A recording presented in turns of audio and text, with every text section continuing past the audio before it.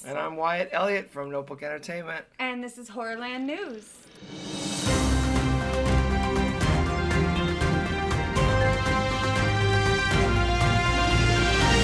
So today we're joined by Molly, one of the dogs of Notebook Entertainment.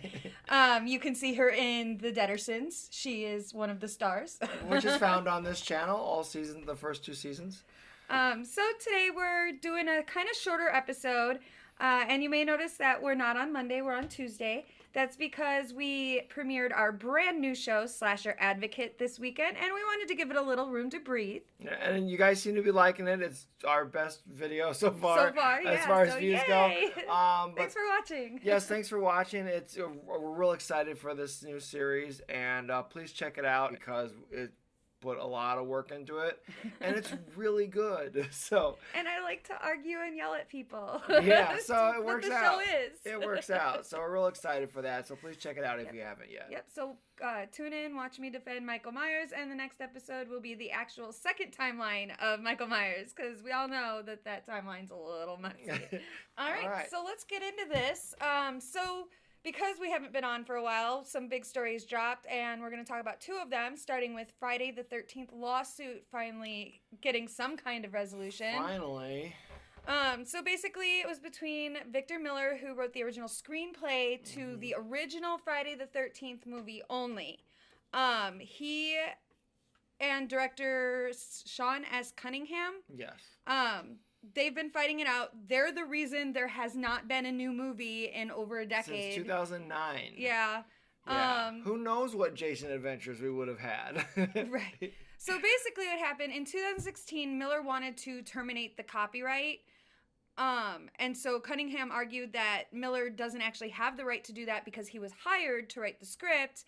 And Miller was arguing that he was an independent contractor, so that he should retain the rights, and the courts have finally agreed with Miller. Yeah, which is not what I think anybody anticipated, because we all figured it would go to a producer or a studio, especially a studio. But in this particular case, I think I don't understand the legal reasons why they went with Victor. However, the implications of that is interesting. We don't know yet, though, because that's the thing, is they were very specific. They awarded him the domestic rights to the original 1980s screenplay. So that doesn't include adult Jason Voorhees, because adult Jason Voorhees was not in Friday the 13th. He was not. So Cunningham still sort of owns that character. And Cunningham also owns the international rights. Yeah, which is really weird. So that means they can make Jason movies overseas and not release them here? Or is it just they get the distribution rights to whatever Victor makes? That we don't know. We don't know. Now, Victor has come out and said that he doesn't think Jason ever should have been the villain. That he thinks it always should have been the mother. And that he wanted to continue the story as the mother, but the studio had other ideas. So I'm down. Maybe that's where it's going to Pamela go. Voorhees series, I'm down for that. Like, some people are speculating that it's the way it's termed so loosely that maybe he will gain rights to the entire franchise, including Jason Voorhees, because he does own the name Jason Voorhees. Right. So, it's still being dealt with. But you get around that by just calling him Jason and not Jason Voorhees in the other ones. Like, he doesn't own the name Jason. Yeah, because it's similar to the Child's Play situation. Because United Artists was able to remake Child's Play, not Chucky, even though his name is still Chucky, while Don Mancini maintained the rights to just like Chucky, and he had already moved it over to Universal, and he started making Bride of Chucky and Seed of Chucky and later on the cult movies and stuff. And so somehow legally they were able to still make Child's Play because that's what it was called. They should not have made that movie. And they should not have. And it was just a pointless and wasted everybody's time. Right. It was fine, but it wasn't great. But that actually segues into our second story. It does, actually. Which is the trailer for the Chucky series. Yes. Yay! We're getting better at the segues, guys. Right. That one was totally accidental, though. I will admit it. So yeah, we got the trailer for the Chucky series. It premieres October 12th on the Sci-Fi and USA networks. So be there or be square. Super excited for this. It looks amazing. The trailer looks really cool. It looks like it is what they're saying. It picks up right where the last 2 movies picked up. And Don Mancini is involved. You've got Brad Dourif. You've got Jennifer Tilly. Yeah. You've got Alex Vincent back portraying Andi. Hunting him. And then you've got Fiona Dourif is back as well. And she looks so much like her dad that it is. It's a little creepy. Yeah, well. She really looks like him. So it's good casting. Right. Oh, and then, like, okay, 90s me is super excited that Devon Sawa is also in the cast now. Oh, I didn't know that. I had such a huge crush on Devon Sawa from like Casper on. So I missed that headline, I guess. Because I didn't see him in the trailer, but. Oh no, I know what Devon Sawa's. Yeah. Stalk him on Twitter and stuff. Well, cool. Whatever makes you want to watch it even more. But anyways, we're really excited for that, and we will definitely have a review of the series. For sure. It'll probably be a special review this only episode that won't be part of the news at all because it's going to take way too much time. I think that's what we're going to That's what we learned from our AHS review. It takes way too long to do TV shows. All right, so we're going to go ahead and jump right into our Monday indie film spotlight, even though it's Tuesday. And I was just looking around for indie horror films to watch for this segment and happened to stumble across this one called The Sand. It's from 2014. And honestly, the description sold me because it was like, the beach eats people. Okay, down. I'll watch that. So I'd recommend it. I liked it. It's a fun watch, but it's such an indie film. Like, the CGI is the worst part about it.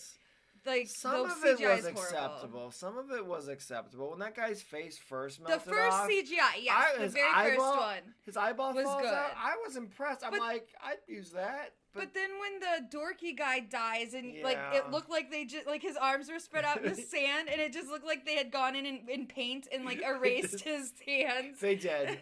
All the blood is CGI. There's no practical effects. So it's a very budget cheap movie, but that's what we try to focus on here. Poor guy in the trash can though. He did have real blood in his mouth at one point. He did. I felt so bad for that guy. I felt the bad whole for the movie. actor. Just okay, here's your part. You're going to be wedged in this trash can the entire time of the movie. Right. And then what? Under the hot sun. Then you die. Right. I mean, like, do I ever get out? Nope. No. Okay. And you also have a dick on your face. Right. Because, what the movie is, okay, so it's basically a group of people are having college graduation party on the beach. And the movie opens and it kind of goes back and forth to like, here's what it is now. It's all quiet and mysterious and things don't quite look right in the daylight. And then it'll flash and give you a glimpse of what happened that night. And it's just a bunch of kids partying and drinking and being dumb. Typical horror stuff. The poor guy in the trash can passes out. You see them draw the dick on his face. And then they find this giant, like, gross pulsating it's like a meteor or something. And they just bring it over to the rest of the group and plop it down in the sand. They're like, check this out. That's the guy in the trash can. So he does, in the first of he's out of the trash can because he finds the meteor. I remember now. And then they're all just like, oh, it's cool. It's like oozing with slime and stuff. And then don't touch things you find on the beach, guys. And then later it hatches and it turns out it was an egg. It was an egg for an alien who like sinks into the sand and the one girl to test, she put her hand out on the sand and you could see the little tentacles come out and try and grab her hand. Which that didn't look bad. That didn't look bad. But it was the later. It's like the later the movie went on, the less they tried with the CGI. So then, should we talk about the guest star? Yeah, Jamie Kennedy shows up. We're both like, is that? And he takes the glasses off. Yeah. He looks really old, but it's Jamie Kennedy. I'm like, Randy, what are you doing here? Right. A dick in this movie, though. Yeah. Like, his character's a dick. Because they've all been... Okay, so you can't touch the sand. The minute you touch the stand, you die, basically. It, like, sucks you in and eats you. And they've already watched, like, 2 or 3 of their friends die this way. So they figured it out. And so you've got 2 girls and a guy stuck in a car. You've got a girl and a guy stuck in a lifeguard stand. And then you've got the poor guy in the trash can.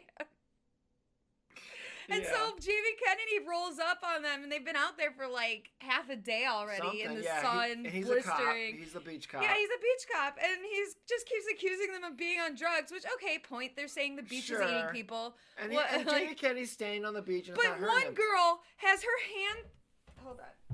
Molly wanted down. So one girl has her hand stuck in the trunk from some earlier stunt where they were trying to get the phones out.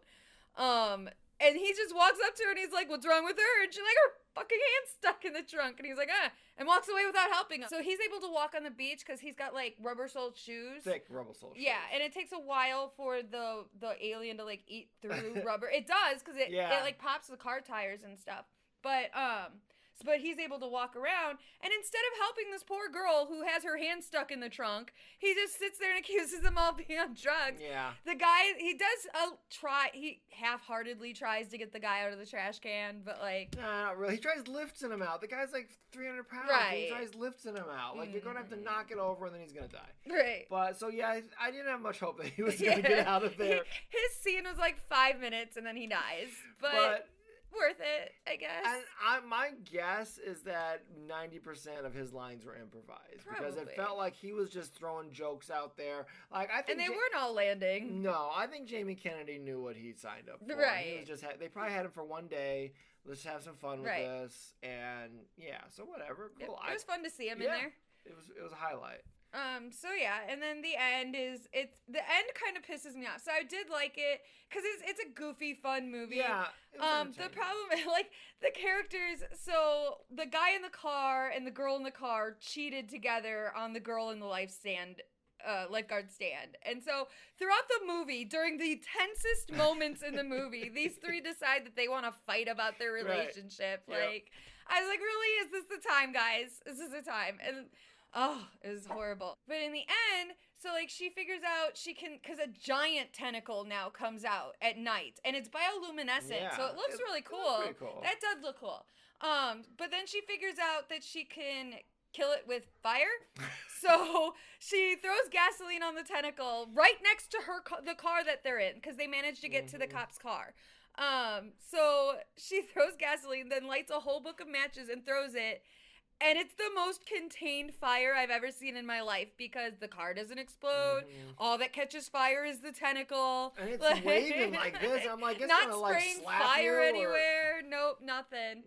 No. So yeah, I have a little bit of problem with that because that's not. I mean, for an already unrealistic movie, I think that takes it a little too far. Okay, it's a very unrealistic movie, and the acting isn't great by a lot of them, but some of them are passable. But it's not distractingly bad either. No, like, it's a very passable movie. It was a good time. Yeah, we kept watching it. We had fun watching it. I never we were once sitting there wanted to turn it laughing off. and making fun of stuff. Like, it's a fun watch. Yeah, it's definitely a fun watch. You can watch it free on Tubi. Yep. That's what we did. Yeah, it's on Tubi.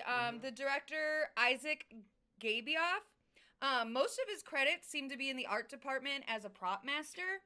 But he has a few movies that he wrote, directed, and produced, and a few acting credits. Most notably, though, he guested in an episode of It's Always Sunny in Philadelphia. Really? Yep, he was in the episode The Gang Finds a Dumpster Baby. Yeah. When Dennis goes to like the hippies or whatever, the one called Mountain. That's him. That's the director of The Sand. Nice. I'm gonna find that clip and point him out. Right. And then so the writers of this movie were Alex Greenfield, who interestingly comes from the wrestling world. He's a WWE Raw and SmackDown writer. Oh, interesting. So that's cool, right? Yeah. Well, we all know that wrestling's not real. They've got writers. No. All reality TV has writers. I mean, well, I was just thinking that kind of explains kind of the dialogue in this movie. A little bit, you know? a little bit. But then the other writer was Ben Powell, and he had a writing credit on VHS for the Stray Dog story. I do like the VHS series, and we are going to do a review of VHS 94 coming up soon. So stay tuned. Okay, so that's everything. That's The Sand. Again, give it a watch. I give it a watch. Yeah, I would totally give it a watch. It was an interesting movie. If you like movie. B-movies and just a fun time, it's free. It's an hour and a half. Not too long, not too short. So, and it doesn't feel like an hour and a half either. It does go pretty quickly. Yep, and then Tubi's got commercials. You just go get a drink and take a break, walk the dog. So yeah, that's our show. Thanks guys for watching. We love horror movies. Thanks for letting us do this. All right, good night, good fight. Bye. Like a monster? I don't believe in monsters.